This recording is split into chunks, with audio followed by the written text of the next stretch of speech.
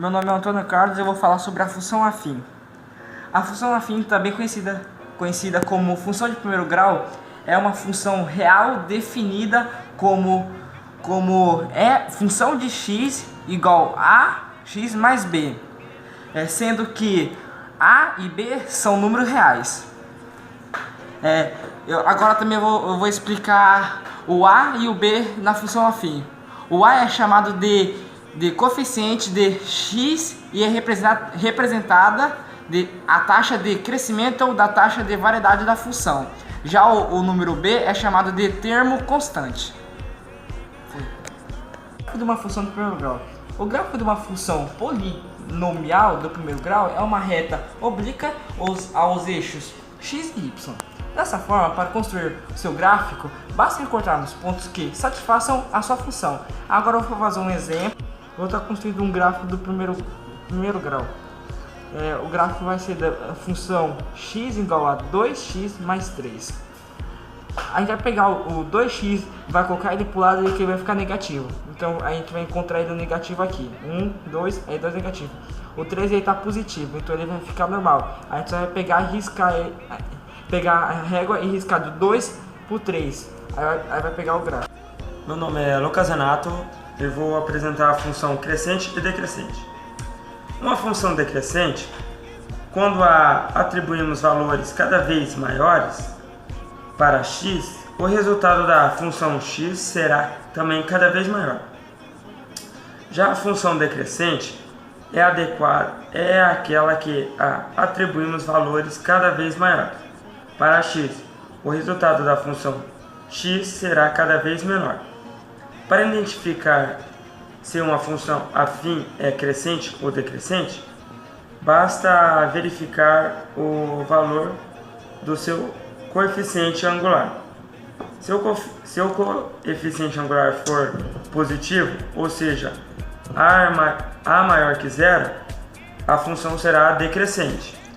Será crescente, quer dizer.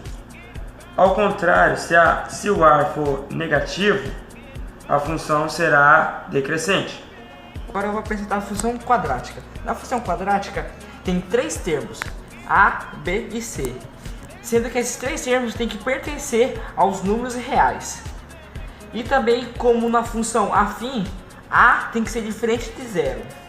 E também tem outra coisa aqui, o x ele é variável, ou seja, ele pode ser qualquer número. Zero da função.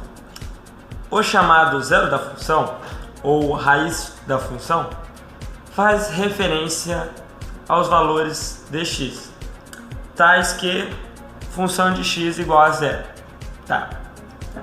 As raízes da função são determinadas pela resolução da equação de segundo grau e igualada a zero, como x ao quadrado mais bx mais c igual a zero. Nesse caso, ela é dada pela forma de Bhaskara, que é b ao quadrado igual a 4c e x igual a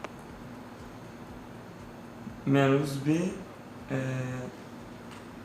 mais e menos raiz de Bhaskara sobre 2a. Essa é a forma.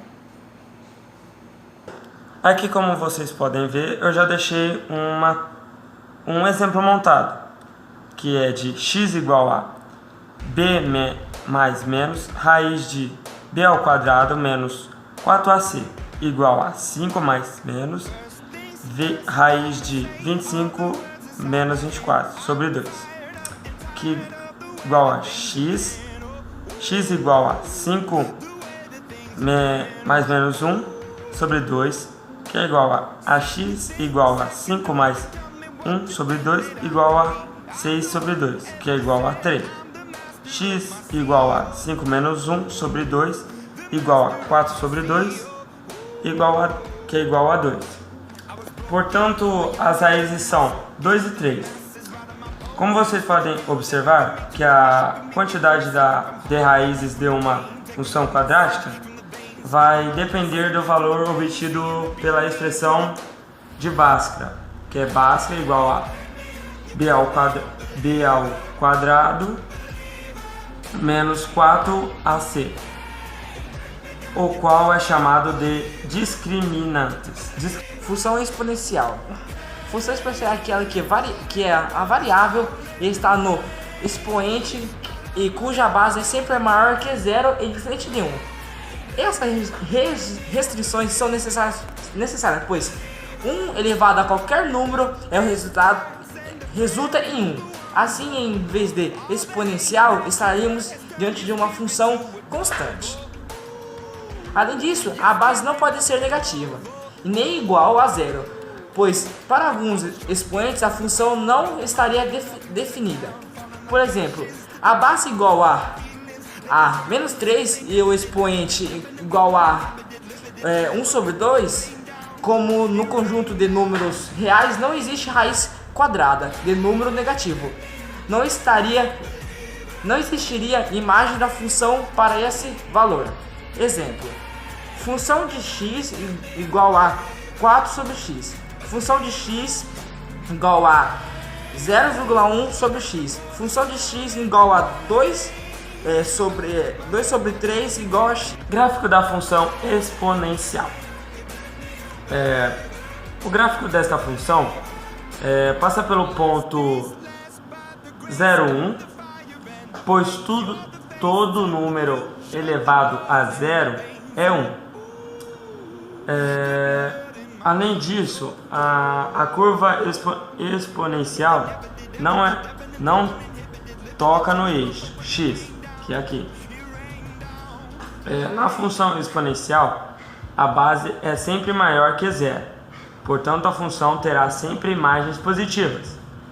Assim sendo, não apresenta pontos nos quadrantes 3 e 4.